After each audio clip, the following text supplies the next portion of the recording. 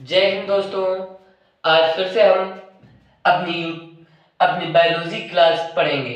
Life process, ये UP board वालों के लिए बिल्कुल रामबाण साबित होगा बेटा। लेकिन इधर लिखा भी है वी वी एम इम्पोर्टेंट, यानी very very most important class 10th। बिल्कुल एग्जाम ऑफ, यानी कि बहुत बिल्कुल रामबाण साबित होगी बेटा। ठीक है, हम विषम पोषी के प्रकार आज पढ़ेंगे। लेकिन हमने विषम पोषी के प्रकार पढ़ने से पहले जो हमने पिछली कक्षा में पढ़े थे एक बार उसको रिवाइज करते हैं बेटा। ठीक है, आइए। जैव प्रक्रम, वे सभी प्रक्रम जो जीव के अनुरक्षण का कार्य करता है उसे जैव प्रक्रम कहलाते हैं। जैसे कौन कौन से प्रक्रम बेटा? नंबर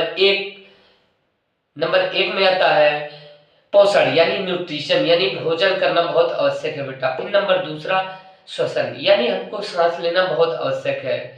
नंबर तीसरे में वहन या परिसंचरण तंत्र, यानी कि नली, जिससे हमारा खून पूरे शरीर में पहुंचता है। ठीक है। नंबर चौथा उत्सर्जन, यानी मल प्रत्याग करना। ठीक है। नंबर पांचवा जनन, जिससे अपनी पीढ़ी को बनाए रखने के लिए जनन होता है। ठीक है बेटा। अब इसके बाद हम चलेंगे पोषण। सबसे पहली हेडिंग है पोषण, तो पोषण के बारे में पढ़ते हैं। पोषण, वे सभी पोषक तत्व, वे सभी जीव जो पोषक तत्वों को ग्रहण करते हैं पोषण कहलाता है। जैसे कि अब पोषण की प्रकार की बात आती है। पोषण दो प्रकार के होते हैं, एक होता है स्वपोषी, एक होता है विषमपोषी। लेकिन पोषण की हमें आवश्यकता क्यों होती है? ठीक है, अब पोषण की आवश्यकता इसलिए होती है क्योंकि एनर्जी सोर्स है, यानी कि ऊर्जा का स्रोत है। भोजन हम लोग करेंगे जो हमारे शरीर में बहुत सारी क्रियाएं होती हैं, उनको सुचारू रूप से चलाने के लिए हमें भोजन की आवश्यकता पड़ती है। नंबर दूसरा, फिर हमारे भोजन में यानी हमारे शरीर की वृद्धि होती है। हम जब भोजन करेंगे तो हमारे शरीर में जीवद्रव्य बनेगा। अब जीवद्रव्य बनेगा तो हमारे शरीर में कोशिकाएं का निर्माण होगा, जिससे हमारे शरीर की वृद्धि होगी। नंबर दूसरा बेटा, यानी कि हमारे शरीर की टूट फूट की मरम्मत होना, यानी जब हम भोजन करेंगे तो नए जीव द्रव्य से हमारी कोशिकाएं और हमारे अन्य ऊतकों का निर्माण होगा, यानी कि रिपेयर होगा। ठीक है बेटा। अब आता है प्रतिजैवी प्रतिरक्षा, यानी जब हम भोजन करते हैं तो प्रतिरक्षा और हमको बहुत सी ऊर्जाएं मिलती हैं, जिससे रोगों से लड़ने के लिए हमारा शरीर बिल्कुल दृढ़ होता है। अब आता है विषमपोषी और स्वपोषी। तो हम स्वपोषी में देखेंगे भोजन का वह तरीका स्वपोषी में है बेटा। भोजन का वह तरीका जो खुले वातावरण से अपशिष्ट पदार्थ जैसे जल, कार्बन डाइऑक्साइड, सूर्य का प्रकाश इत्यादि से अपना भोजन स्वयं बनाते हैं, उन्हें स्वपोषी कहते हैं। अब आप लोगों को कल अपक्रिया के द्वारा बहुत सारी बात बताई थी। आपने यदि पिछली क्लास नहीं देखा है तो सबसे पहले आप पिछली क्लास को देखिए, तभी ये क्लास आपको समझ में आएगी। अब आता है विषमपोषी। विषमपोषी वे जीव जो अपने भोजन के लिए किसी दूसरे जीव या किसी दूसरे पर आश्रित होते हैं उसे स्वपोषी कहते हैं।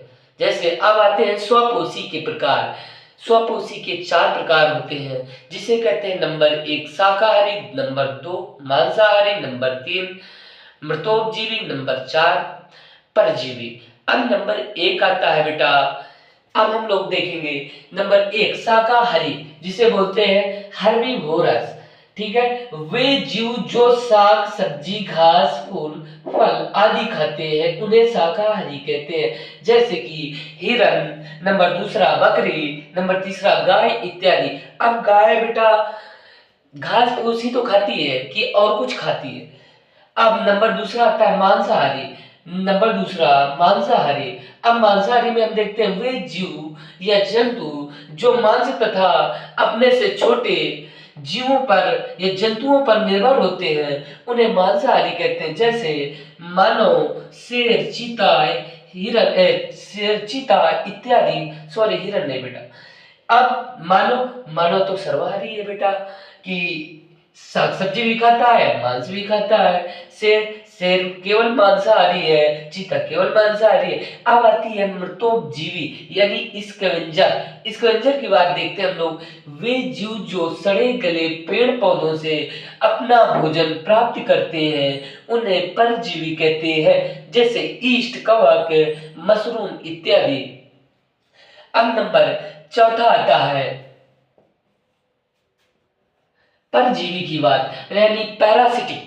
पैरासिटिक वे जीव जो किसी जीवित शरीर में या जीव के शरीर में रहकर भोजन प्राप्त करते हैं जिससे जीवित जीव को कोई भी हानि ना हो, जैसे कि जूं, खटमल, पीताकृमि इत्यादि।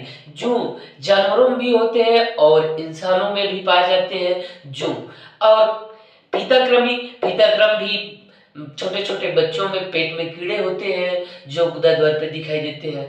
और नंबर दूसरा, बहुत से गाय के बछड़े जब छोटे होते हैं तो उनके पेट में कीड़ा हो जाते हैं, उन्हें पीताकृमि कहते हैं।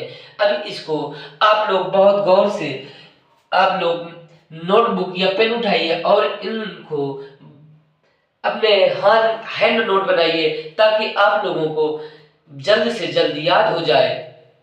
इसकी स्क्रीनशॉट मारिए।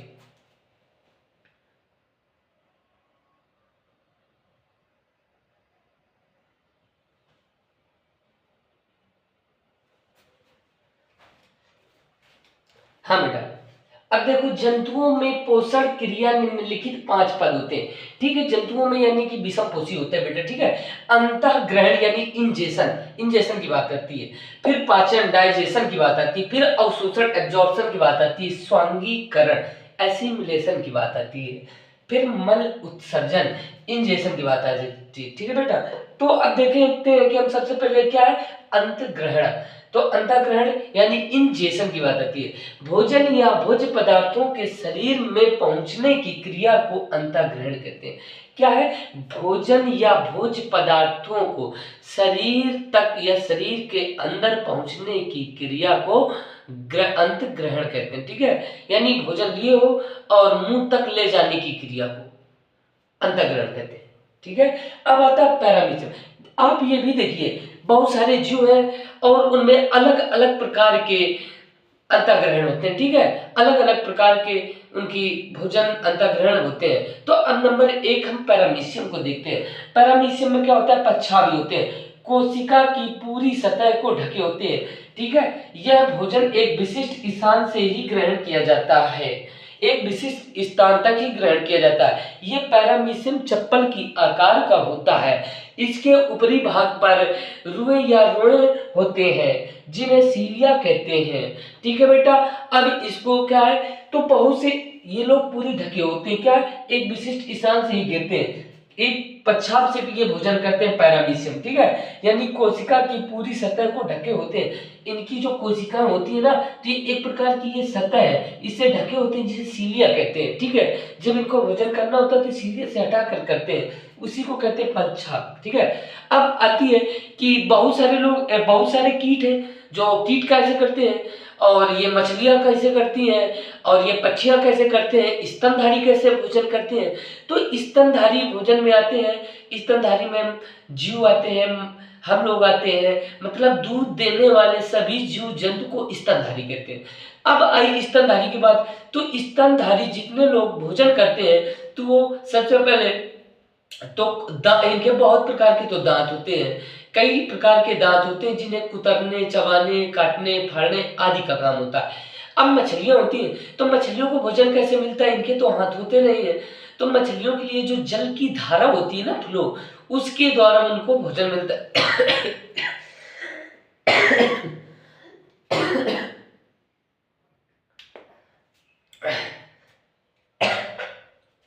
तो मछलियों को होता है तो जल की धारा से होता है। ठीक है, बहुत सारे कीट हैं उनके लिए मुखांग होते हैं बेटा। ठीक है, तो इतनी बात इसको नोट कर लीजिए या और अपनी पेन कॉपी में नोट करिए, आगे फिर हम देखते हैं।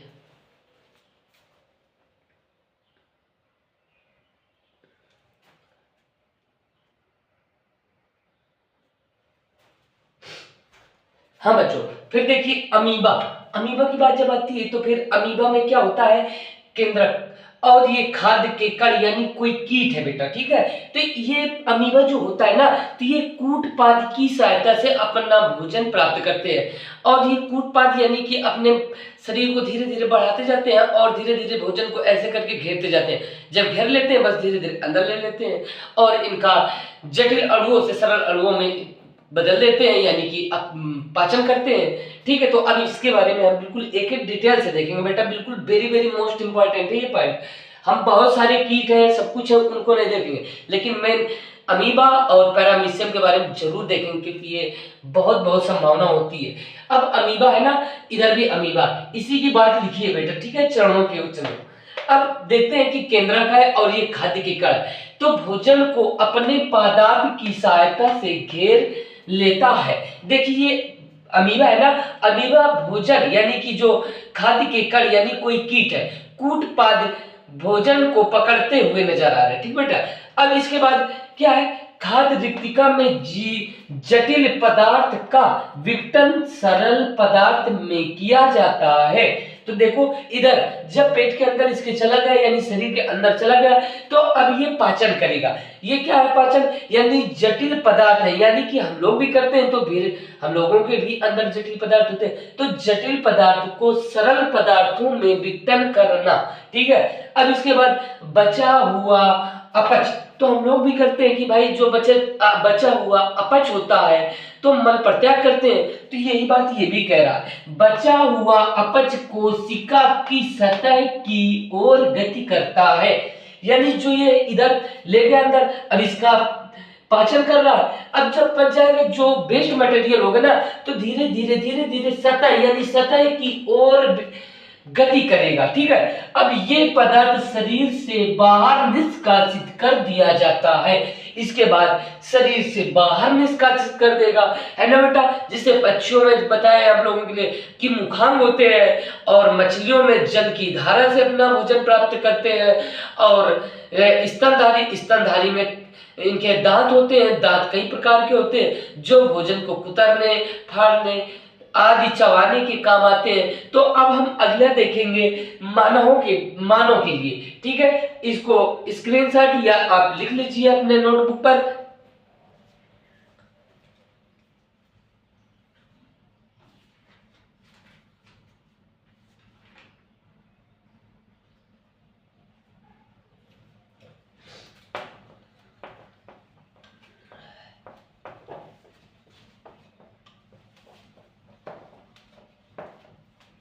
अब हम लोग मानव के बारे में पढ़ेंगे, ठीक है बेटा। तो अब दांत के प्रकार हम देखते हैं। तो मानव शरीर में दांत 4 प्रकार के होते हैं। अब 4 प्रकार में भी देखेंगे, और मानव में दांत 4 प्रकार के होते हैं, यानी दांत की बात करते हैं, ठीक है। मानव में दांत 4 प्रकार के होते हैं। मानव में दांत 4 प्रकार के होते हैं, 4 प्रकार के होते हैं। अब कौन कौन से ये भी बात देख ले। अब इसको इधर लिख लेते हैं, ठीक है बेटा। नंबर एक में आता है, इसको यहां छोड़ते हैं, नंबर 1। अब और इसके बारे में जान लेते हैं। 4 प्रकार के होते हैं जिसमें कि 20 दांत जो दूध के दांत होते हैं, और ये 3 से 12 साल के बीच में होते हैं, और वयस्क मनुष्य में 32 दांत होते हैं जो पूरे जीवन काल में मानव के 52 दांत होते हैं। अब दांत की संरचना देख लेते हैं। ये दांत हो गया, ठीक है। तो ये काय का बना होता है, दांत का ऊपरी सतह। दांत का ऊपरी सतह इनेमल का बना होता है। किसका, इनेमल का। जो अंदर का भाग होता है ना, ये काय का बना होता है, ये डेंटाइन का बना होता है। ये डेंटाइन का बना होता है, डेंटाइन। ये जो डेंटाइन होता है ना, इनेमल से भी मजबूत होता है, लेकिन बाहरी भाग इनेमल। तो बताइए मानव जबड़ा यानी कि मानव के सबसे मजबूत अंग कौन सा है। जब अंग की बात है तो आना कहां पे, जबड़े पे, ठीक है बेटा। जब मजबूत अंग है तो जबड़े पे। तो मानव में दांत 4 प्रकार के होते हैं। नंबर 1 कौन सा होता है, नंबर 1 जिसे बोलते हैं कृंतक। क्या बोलते हैं, कृंतक। इसको बोलते हैं इंसीजर।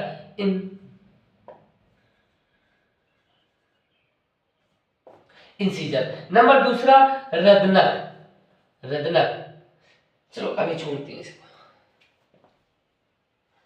नंबर दूसरा रदनक। नंबर तीसरा इसको बोलते हैं अग्रचौर्णक। क्या बोलते हैं? अग्रचौर्णक, अग्रचौर्णक। फिर नंबर चौथा क्या होता है? नंबर चौथे में आता है चौर्णक। क्या होता है? चौर्णक। अब देखते हैं कि अग्रचौर्णक यानी इंसीजर। नंबर दो ये होता है कैनाइन सी, ये होता है प्रीमोलर यानी पीएम, फिर मोलर यानी एम। तो अब देखते हैं हम लोग मानव सूत्र, ठीक है, यानी मानव दंत सूत्र। तो मानव दंत सूत्र के बारे में देखेंगे आज हम लोग, ठीक है। तो मानव दंत सूत्र, तो अब एक बात और गौर कीजिए। तो सबसे पहले स्ट्रक्चर देखते हैं, ठीक है बेटा। ये मान लीजिए आपके दांत है, ठीक। अभी इसके बाद ये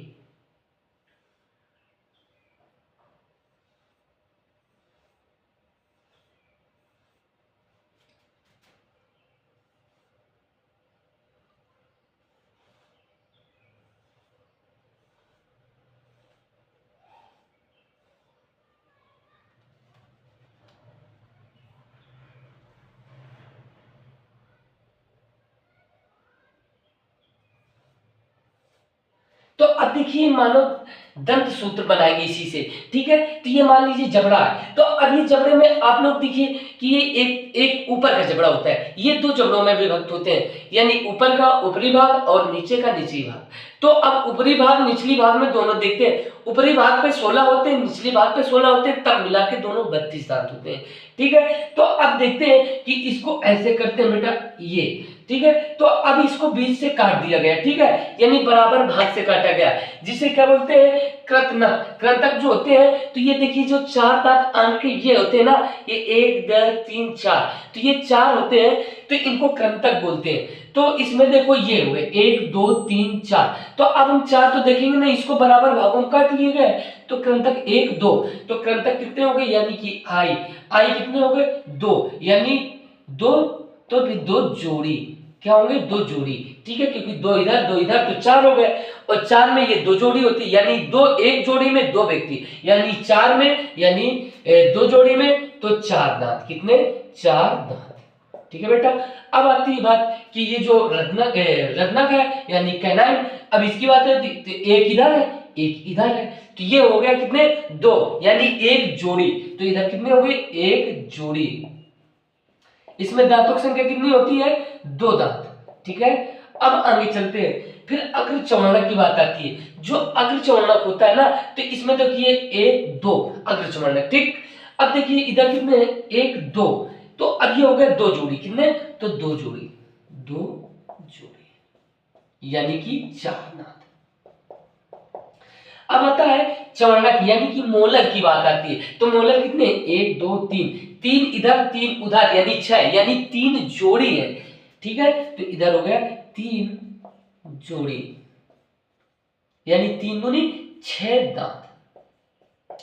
अब हम लोग इनको जोड़ेंगे, यानी हम इधर की बात की है, ठीक है, यानी कि कितने हैं? ये 1 2 3 4 5 6 7 8, 8 इधर 8 उधर, यानी 16 दांत हो गए, ठीक है। तो अब ये दांत अब काउंट कर लेते हैं पूरे, तो ये दांत कितने हुए? 6 4 10, 10 2 12, 12 4 16, यानी 16 दांत निकले हैं ना। तो इसको ये भी लिख सकते हैं, यानी इंसीजर, कैनाइन, प्रीमोलर, फिर मोलर, फिर मोलर। तो इधर लिख सकते क्या है? यानी कि पहले है कितने? यानी कि 2, तो इधर 2 लिख देंगे, ठीक। अब इसके बाद फिर कितना है? 1, तो इसको 1 लिख देंगे।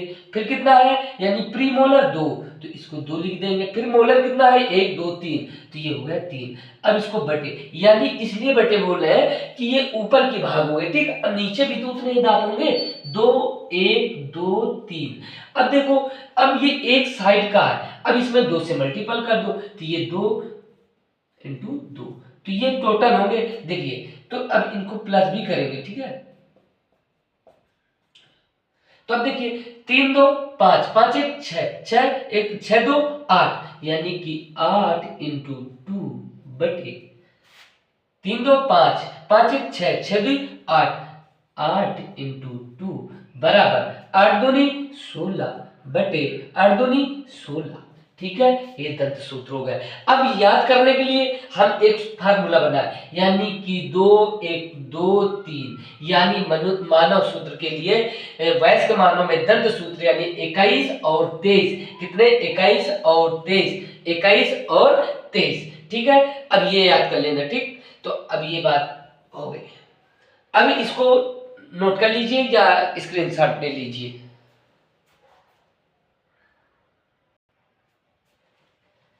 अब देखिए कि अब इनका वर्क भी देख लेते हैं, क्या करते हैं, इनका वर्क देखते हैं। जो कृंतक है ना, तो कृंतक का काम क्या है। अब देखिए जब पहले खाना आया ना, तो खाना सबसे पहले आगे वाले भाग में जाएगा।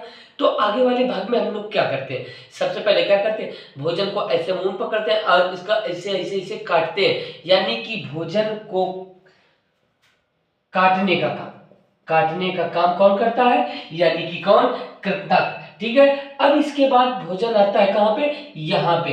ये जो दांत शेरों के पास थे, ठीक है, ये बड़े बड़े शेर के पास होते हैं, ताकि कि ये भोजन को या मांस को ऐसे करके फाड़ सके, ठीक है, ये फाड़ने के काम आता है। तो अब ये जो है ना, तो ये इधर कितना है, यानी एक जोड़ी 2, तो ये क्या होता है, भोजन को फाड़ने में काम आता है, ठीक है, फाड़ने में। अब ये क्या होगा, ये जो मोलर और प्री मोलर है बेटा, ठीक है, तो ये दोनों आता है भोजन को पीसने के काम आता है। क्या काम आता है, भोजन के पीसने के काम आता है। जो मोलर और प्री मोलर होते हैं वो भोजन को पीसने के काम में आता है। इधर लिखिए,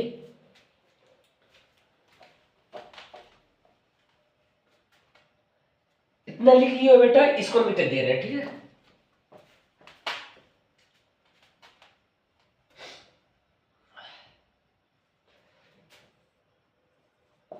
भोजन को काटने में व कुतरने के लिए के काम, ठीक है। फिर ये जो होते हैं रत्नक, तो रत्नक का काम होता है भोजन को फाड़ने का,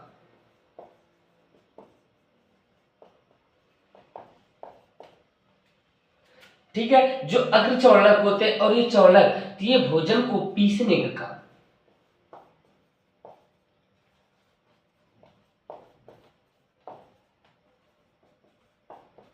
काम आता है, ठीक है, आता है। तो बताइए कि पूरे जीवन काल में मनुष्य के कितने दांत होते हैं, 52, यानी कि दूध के दांत जिन्हें बोलते हैं वो 20 होते हैं, और वयस्क मनुष्य में 32 होते हैं, तो टोटल हो गए 52 दांत। तो पूरे जीवन काल में कितने दांत, 52 दांत होते हैं, ठीक है। अब इसको बहुत अच्छे से नोट कर लीजिए और ये स्क्रीनशॉट मार लीजिए।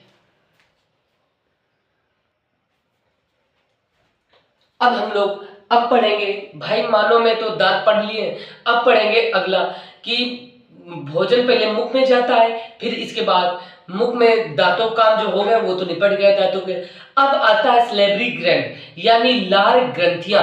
अब लार ग्रंथियां आपको अगली क्लास में बताई जाएंगी, और इस सेशन को शेयर कीजिए, कमेंट कीजिए, और ताकि हम लोग आपके लिए और अच्छा से अच्छा सेशन इस तरह प्रोवाइड कराते रहें। और अब इसको सब्सक्राइब कराइए और शेयर कीजिए, कमेंट भी कीजिए। अब अगला पार्ट चलेगा लार ग्रंथि, क्या चलेगा, लार ग्रंथि। अब लार ग्रंथियां हम अगले सेशन में पढ़ेंगे। जय हिंद।